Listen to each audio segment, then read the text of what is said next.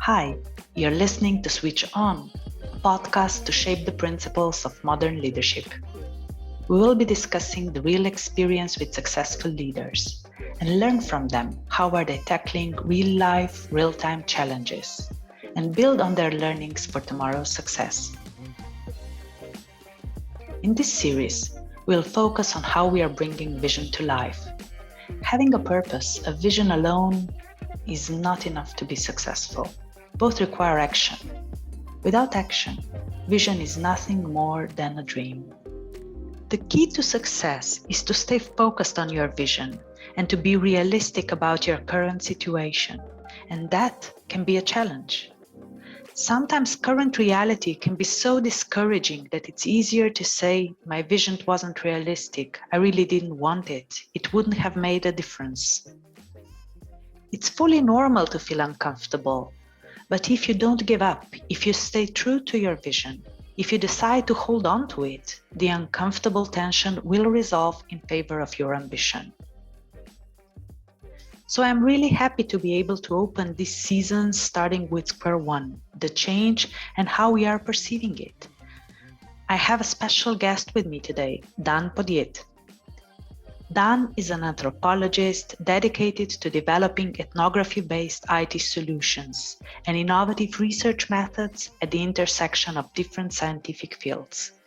He's a research fellow at the Slovenian Academy of Sciences and Arts, associate professor at University of Ljubljana, and senior research advisor at the Institute for Innovation and Development, also at the University of Ljubljana.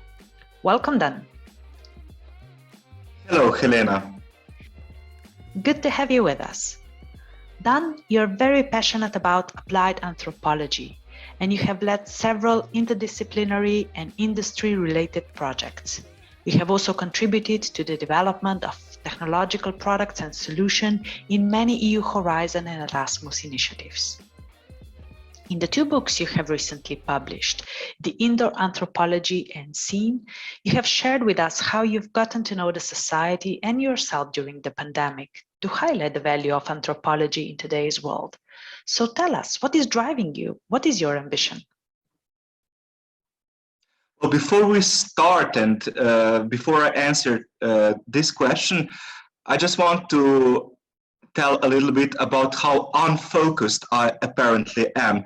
So before we started this interview, I came, and I have to admit it, to the interview too late. I switched on the computer too late, and I mean, not switched on, I was on the computer all the time, but I forgot what was the time. And I think it's a sign that we live in a special, we say it in anthropological term, a liminal time.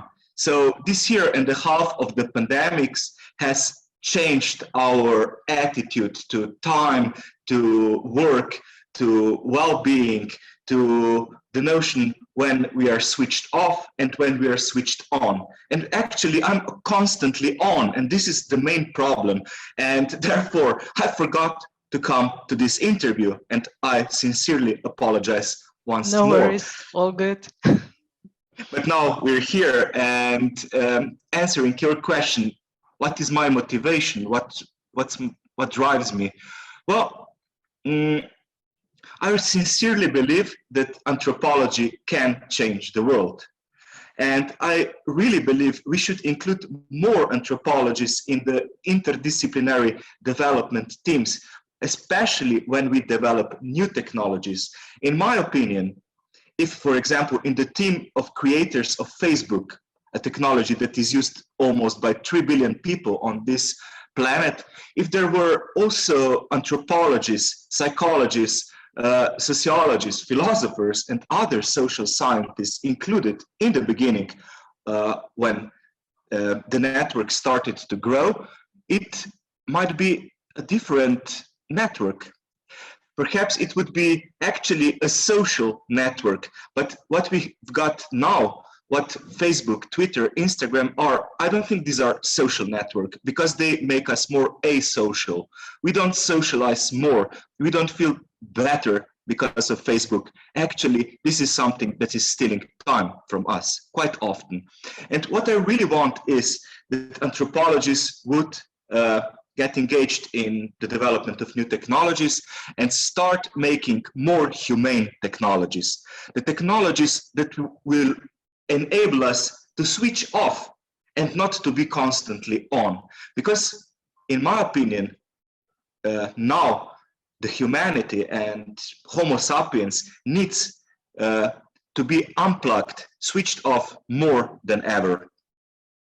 Yeah, you're so right. An important notion today, because we've just managed to come over the period of time when parents have given their kids again back the devices to entertain themselves, to keep themselves motivated. And now we are again entering a time where those devices are presenting an obstacle, taking their concentration away. But all these changes we are experiencing are not easy, and it seems that there is no end to them. With our ambition to adapt, to establish the new normal, we are changing our perceptions, shaping new behaviors, building expectations, if you want. How do you see this change we are experiencing? Well, you mentioned the devices that we give to children, and I will answer again to your question a bit later, but this is a very important thing, actually. So in the COVID time, in the time of the spread of the virus, we had to spend much more time than in the past indoors. And also our children, of course, they were schooled at home. So I have 3 children, 3 boys who are now 15, 10 and 7 years old, and all of them were schooled at home.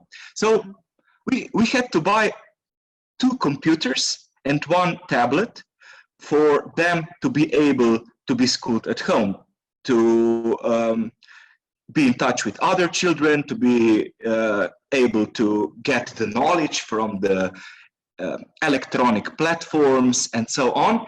And what happened then? Okay, it worked more or less well, this connection by far. I don't think it was a big success, actually, this homeschooling. And I sincerely believe that school is one of the most important institutions, and it has proven to be so during this year and a half.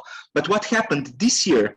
So we've noticed, my wife and I, that our children got addicted to the technologies, because there's also not only, of course, knowledge coming through the screens to them, but also computer games and other information.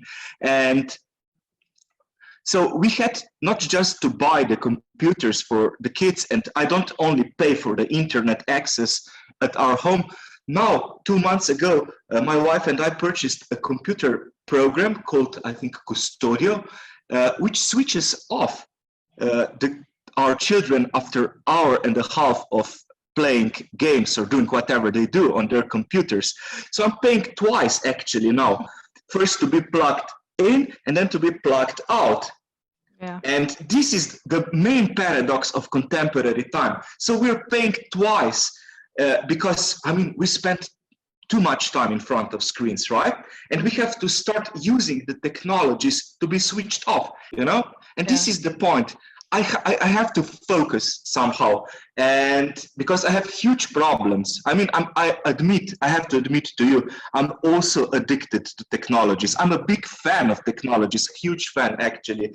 I started getting in touch with computers and such devices at the age of 8 or 9, when my parents smuggled a computer called ZX Spectrum, made by Sir Clive Sinclair, who has recently died. And so I spent hours and hours also on the computer. But in a way, it was a different time, you know?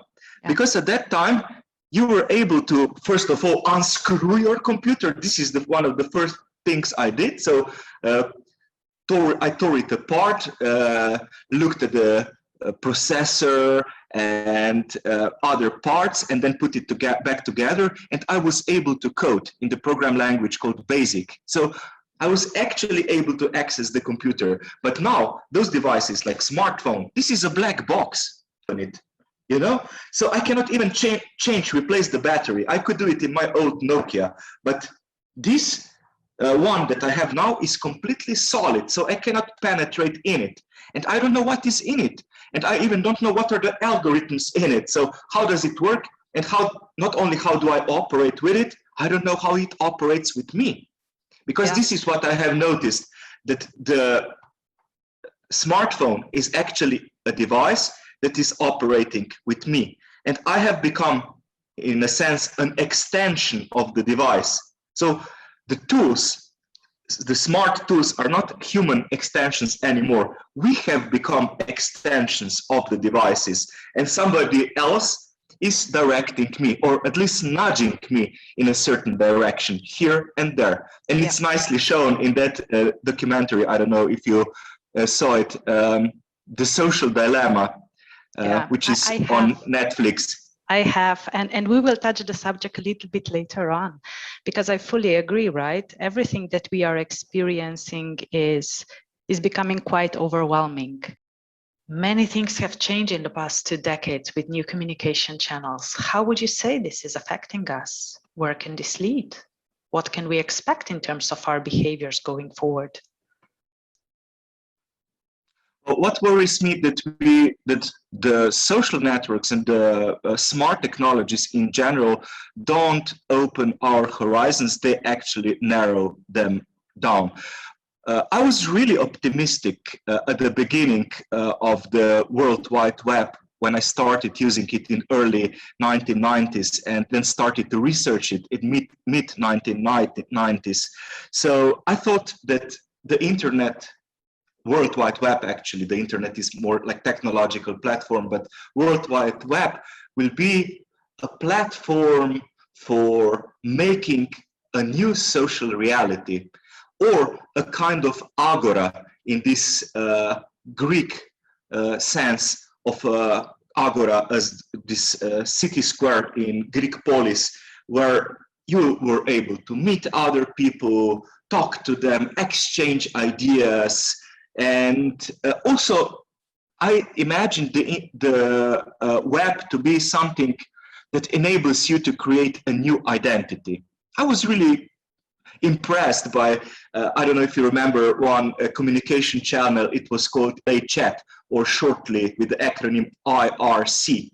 So it was quite popular in late 1990s. It was similar to Messenger, let's say, in Facebook, but many people were able to communicate at the same time in a certain channel in IRC. And everybody had a nickname on that tool, and I liked it because you were able to become a different person. So you were somebody online and somebody else offline, and you could have different identities actually in different channels. So you could be, I don't know, a superhero in one, a big lover in another, this microcosmos, and I don't know, vulnerable person in the third channel. But what happened then, or now, what's going on now, I watch, or we can all see what's going on Twitter, for example. Our politicians started to fight in public. So it's not just communication platform anymore. It's a site for political duels. And also, not just politicians, but other people started to create fake personas. So virtual people who are their supporters, cheerleaders, and they support their ideas. And I think this is very dangerous. And why? Because people started to insult each other without knowing who they actually are. And many people also become, when they're online, I've noticed that they become some kind of, I don't know, werewolves or vampires. So really horrible creatures, really horrible beings in comparison to what they are in the offline reality. And last year and this year, we have spent so much time online that we have become really dark creatures of the night, because we spend so much time on Twitter, quarreling, having verbal duels with others. And what really makes me angry and sad is when somebody says that this is not real.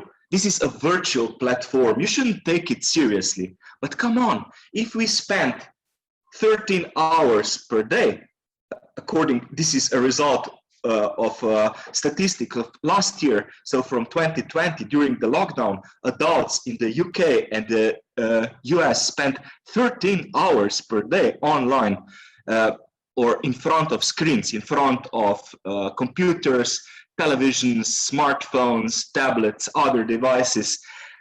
Then this is real. This is more real, actually, than the physical reality. And we should stop this confusion, and we should say, like, what happens on Twitter really happens. It's not just a game. It's not just a fun. It's just not a virtual platform. It's a real platform, and we should take those words seriously. And people should also realize what happens if it's like throwing a stone in somebody's head. If you throw an ugly, dirty word into somebody's head or into somebody's face. So they should be also responsible for behaving in this way. Mm-hmm. Dan, you're raising a very, very important point, right? Considering this discussion, we can't avoid touching reality. On one side, it seems we are becoming more and more isolated, living in individual cells where socializing, mobility, access, and increasingly more regulated, like you have mentioned. On the other side, we are becoming more and more exposed because the situation has also created a void for information and views exchange, like you have mentioned previously, where social media actually stepped in and became a communication engine to influence and share what we are experiencing. In other words, it has become a stage, right? The world has become a stage where we observe what is happening, we collect information, and also this is the place where we show off. And this makes me think, what is remaining private? Mm-hmm. You're right. So there is this famous quote of William Shakespeare that all the world's a stage and all the men and women merely players. They have their exits and their entrances, and one man in his life plays many parts. And this is what we do in our lives. We play many parts, but we are constantly on the stage, and this is the problem. Because, for example, we start showing our children, not when they're born, actually, even before they're born, their images, ultrasound images. People put those images online on Facebook, for example, for others to see. Look, this is my baby. It's coming to us in 2 months, but its image is already online on Facebook. And when the child actually comes to the world, the parents start sharing the photos, images, but not only parents, relatives, friends, whoever. And we live not only on the stage, but in a sense, we live in Truman's Show. I'm sure you know that movie, Truman's Show. So, but there was only Truman, the main character, played by Jim Carrey, on the stage, and everybody was able to penetrate into his life, see what he's doing in the kitchen, in the backyard, how he behaves, how he falls in love, how he grows up, and all those things. But now we are all in Truman's Show, and we record each other, you know? So there are cameras all around. So now I'm in front of camera of this computer that is in front of me. I have another camera on my smartphone. When we get out, there are cameras around us, and more of them. So the number of cameras grows exponentially on public places.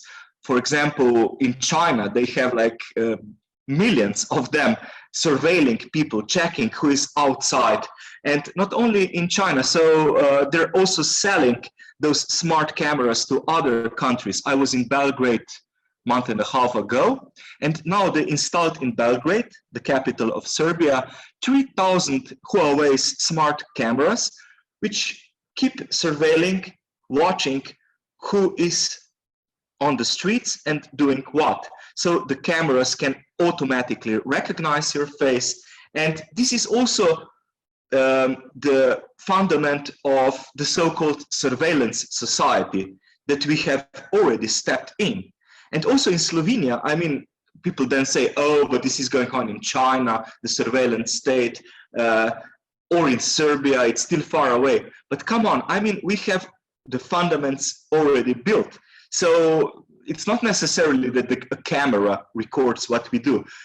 We carry in our pockets smartphones, which are actually tracking devices, right? Mm-hmm. We're constantly being tapped, and somebody, maybe, I don't know if it's an algorithm, a human being or somebody, can hear what I do, even if I don't talk on phone, because the phone has can record something, and somebody can then listen to this, which was proven and shown really nicely in Edward Snowden's book, his biography.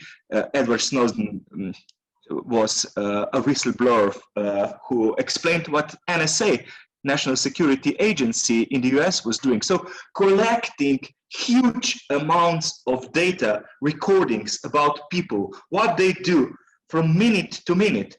And they allegedly, the archive of NSA is so huge. So I don't know if you know how huge it is. It contains 5 zettabytes of data. It's 5 billion terabytes. So if you it's a huge number. It's unprecedented number to imagine. Yeah, but if you look at your computer, let's say it has 1 terabyte of hard disk memory, so you can put on it 1 terabyte, and it's also huge. But here you could pile up 5 billion computers, almost 1 computer per person in this world, you know, in NSA's archive.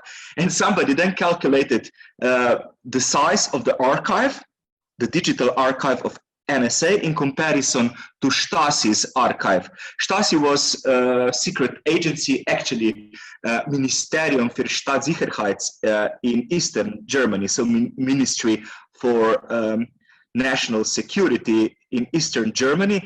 And they also collected archives about people and what they do. And there were actual spies following people. And in every block of flats, there was somebody surveilling you, writing down when you come home, and listen to you, how you have sex in your apartment, and what you do when you go out to eat, who's the lover that you bring home when your wife is not there. Everything. And everything, yeah.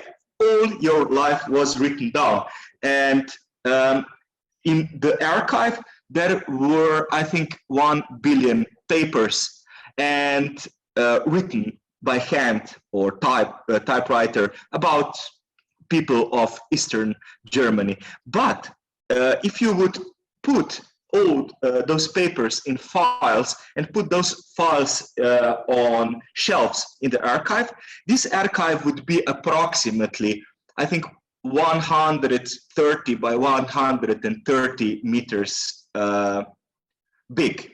Yeah. So it's a huge building, much bigger than our National Library, for example, in Slovenia. But what I wanted to say is, if you would print out the 5 zettabytes of NSA's archive, do you know how big it would be if you would put it on shelves in folders and build a building?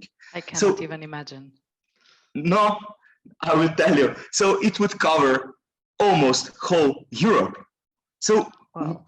We have created an archive that is bigger than actual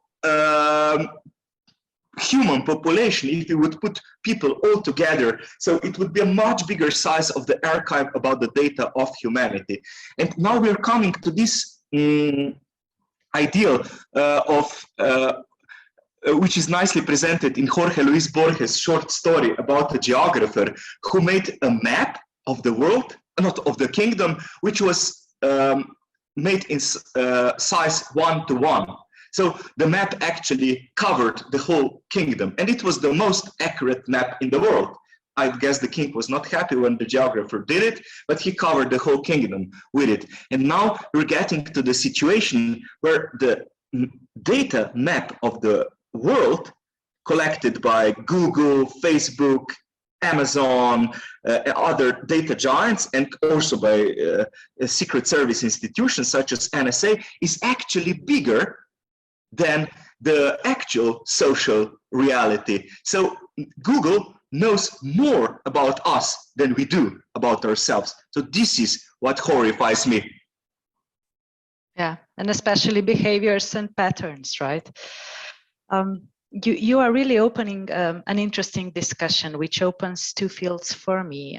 Like you have mentioned, right? We are living crumbs everywhere, right? Using technology, using devices, being always on, and. But we are not living crumbs. We're living golden. Right? We're living golden dust. This is the problem, yeah, and somebody else is picking it up. And this is really dangerous, what we do. And this is what why I'm saying we need a new business model on this world, on this planet. I mean, this is insane that we're paying for having a smartphone, which is actually a tracking device. So I don't know, if my phone costs 500 euros and then I pay 20 or 30 euros monthly fee, and then I have to pay for the third time to get the data back that was already taken away for me. So this is insane. So somebody else is collecting my golden dust, and I'm even paying for this. And we should turn around the business model, and we should get paid. So I should get monthly fee. 40, 50, 100, it depends how much my data is being used. Yeah. Yeah, so this is the new model we need for the future. Otherwise, we're just slaves or servants of the digital capitalism or surveillance capitalism, as it is called by Zsuzsanna Zuboff. Yeah, but basically, right, with usage of that data, right, if that data is being used, whom do we trust then? Who is managing us? Are we still making our own decisions or choices, or are we being managed by the technology? Well, of course, we're managed by the technologies. That is the problem. We don't, and the more time we spend in front of screens or with our devices in our pockets or in our hands, the more we are supervised and also nudged by, I don't know, push notifications with different messages. And therefore, I really strongly believe that switching off or having a possibility to be invisible is a cornerstone of the digital democracy. So everyone should have an opportunity to be unplugged. If I take a walk to the city center, for example, I very rarely go to the center without my smartphone because I'm not able to do some services there without it. I don't know, pay or get access to Google Maps, or I cannot even orient myself. And because of that, because we use navigation on smartphones and other devices, Garmin, for example, we have been changing our brains. So there was an experiment done, I think in London, and they checked what happens to their brains if they use navigation or not. And those taxi drivers that used navigation had smaller parts of brains, or less developed part of brains, less connections in their neurons in brains than those who didn't use the navigation in the part of brains which is used for spatial recognition or navigation. So in this way, I mean, we transfer the agency and also our knowledge, skills to the devices. And it's the same with phone numbers. For example, do you know the phone number of your relatives? No, not all of them, to be by really heart. honest, because I'm fully dependent on my phone, and the directory that it has inside. So my contact list. So I am like you're saying, right? Also passionate about technology, but becoming dependent. Do you think that we have forgotten how to actually stay human during this transformation? How to regain the balance between on and off? During our previous discussion, you have mentioned Cal Newport, and he writes about digital minimalism, the art of knowing how much is just enough, and how developing and cultivating a deep work practice can help balance in this increasingly distracted world.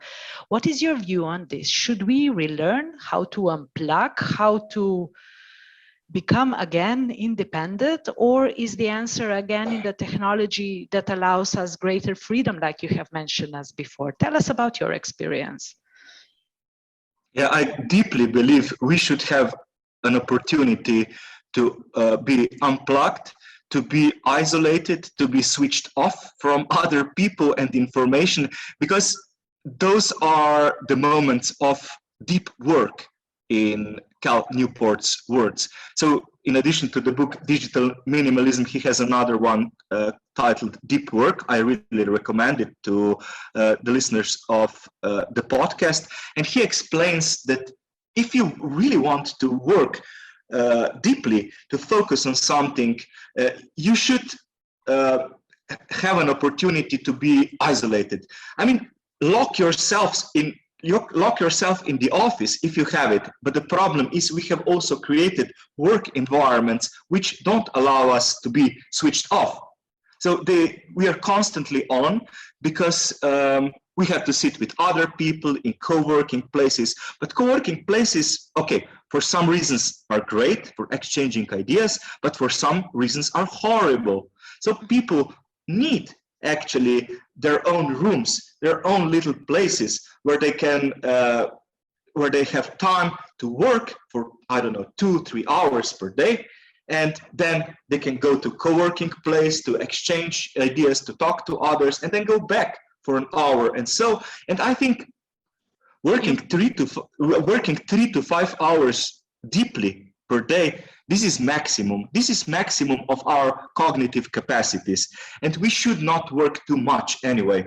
I strongly believe that we people work too much. And we have all those devices. They call them smart devices. If they're smart, they should work instead of us, right? And because we invented email, we work even more because of that, right? I spent every day, today I spent honestly 2 or 3 hours replying to emails, to the pile of emails. It's like one Greek hero who had to clean the stable, I think Augeas was the name of the hero, who had to clean it and to clean the manure, and the cows produced more and more shit, and he had to clean it and clean it and clean it.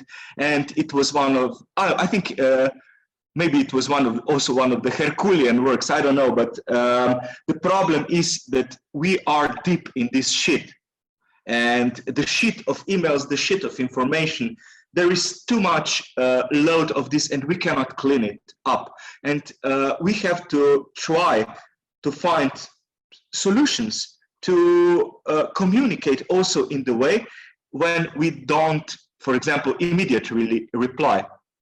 Who cares if you reply after a day or 2 or 3? I mean, it's not so urgent. There is a scene in Harry Potter, I think in the first part of the movie and also in the book, when there is mail coming to the house where Harry Potter lived. There's first one, then the next one, and the next one, and there are hundreds are coming per minute. And this is the situation we live in.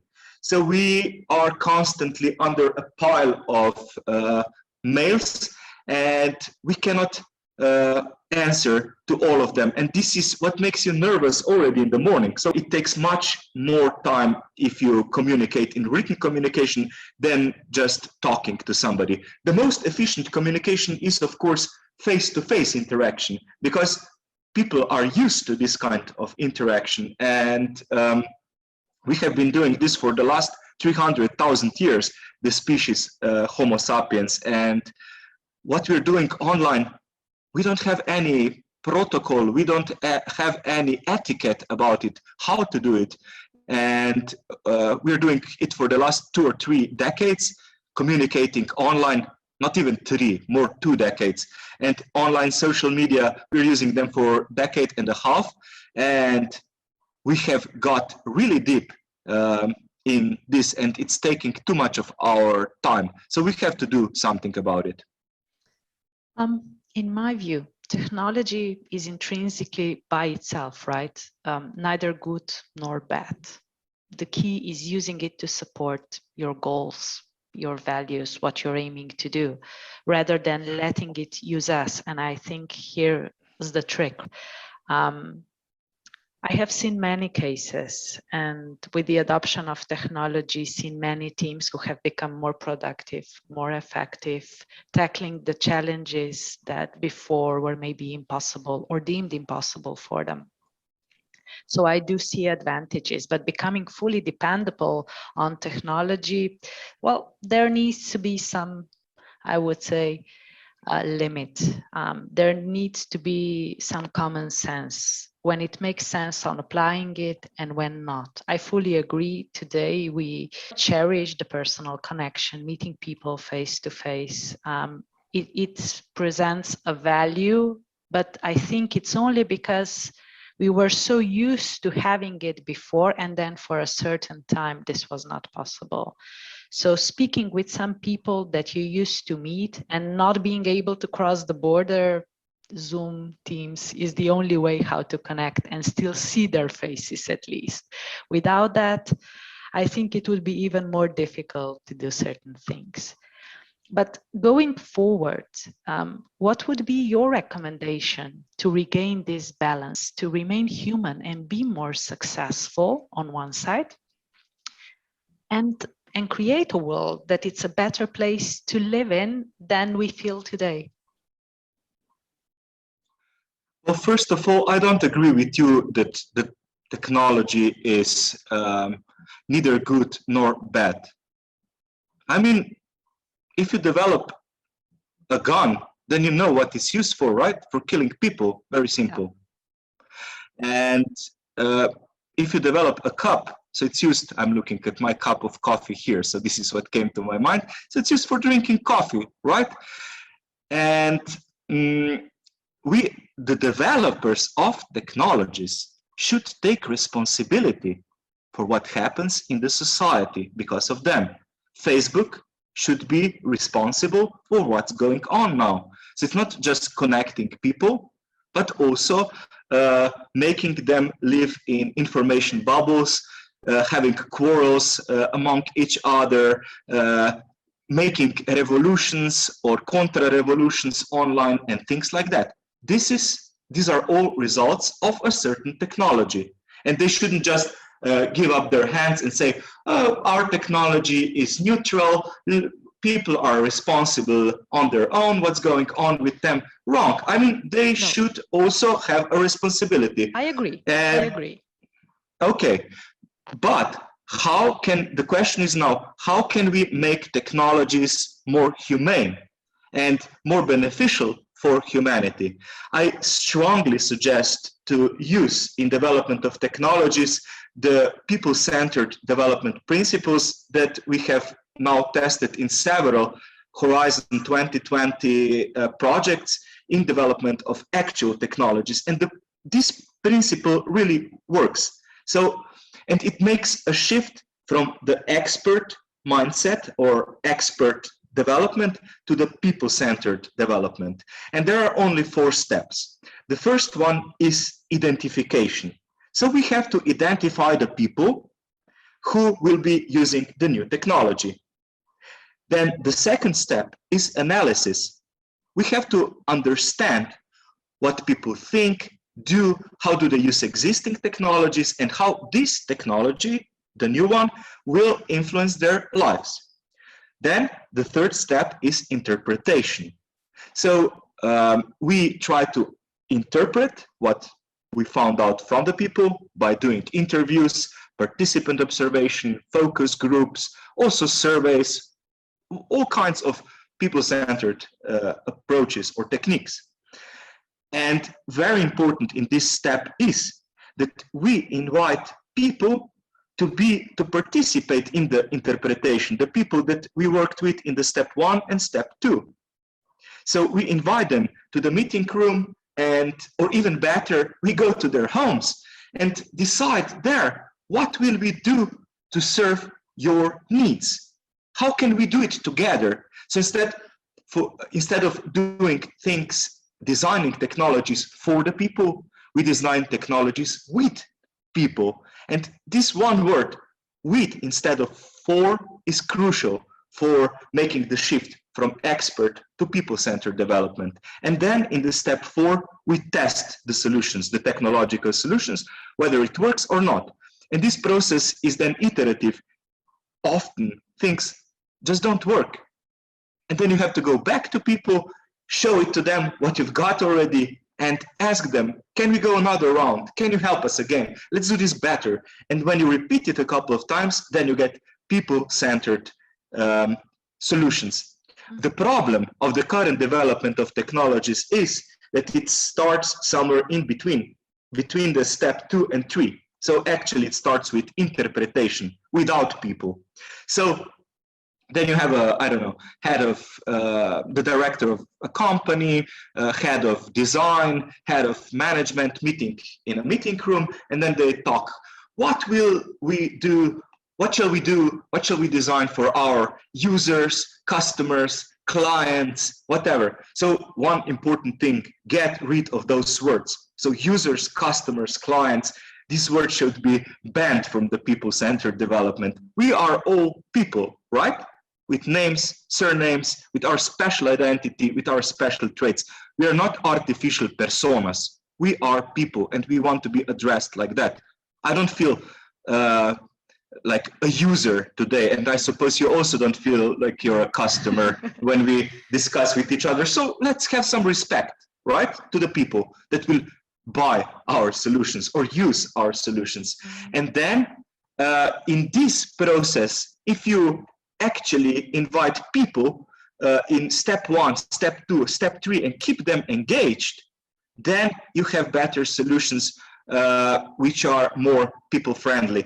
And we have tested this in several development projects. It works in retrofitting of buildings, in energy renovation, in development of, I don't know, different tools for measuring what's the quality of air in your room, and so on.